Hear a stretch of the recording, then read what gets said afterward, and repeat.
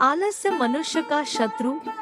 लोक कथा के अनुसार पुराने समय में किसी आश्रम में गुरु अपने एक शिष्य के साथ रहते थे।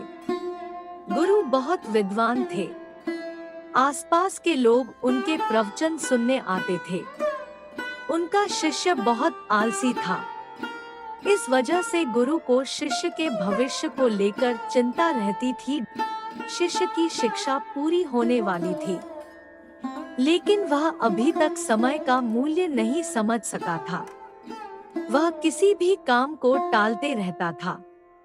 गुरु ने सोचा कि शिष्य को समय का महत्व नहीं समझाया तो इसका जीवन बर्बाद हो सकता है।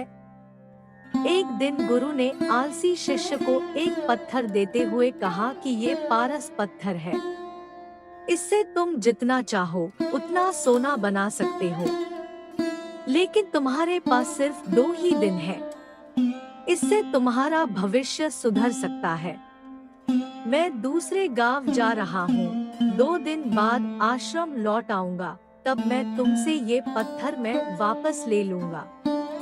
इस पत्थर से तुम लोहे की जिस चीज से स्पर्श करोगे वह सोने की हो जाएगी।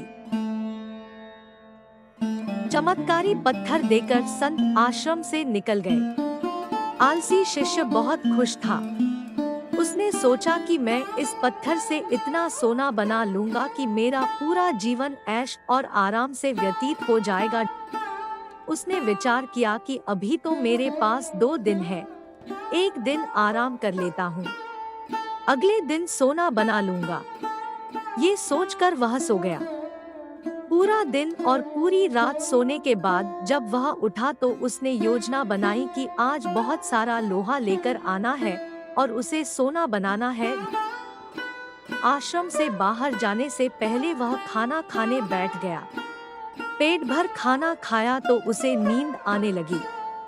अब वह सोचने लगा कि कुछ देर सो लेता हूँ। सोना बनाने का काम तो छोटा है, शाम को कर लूंगा। लेटते ही उसे नींद आ गई। वह गहरी नींद में था। उसे मालूम भी चला और सूर्यास्त हो गया। दिन खत्म होते ही गुरु आश्रम में लौट आए। गुरु ने शिष्य से वह पत्थर वापस ले लिया। अब शिष्य को इस बात एहसास हो गया कि आलस्य की वजह से उसने सुनहरा अवसर खो दिया है।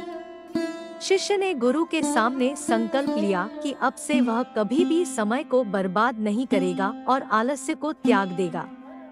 इसके बाद शिष्य का जीवन बदल चुका था।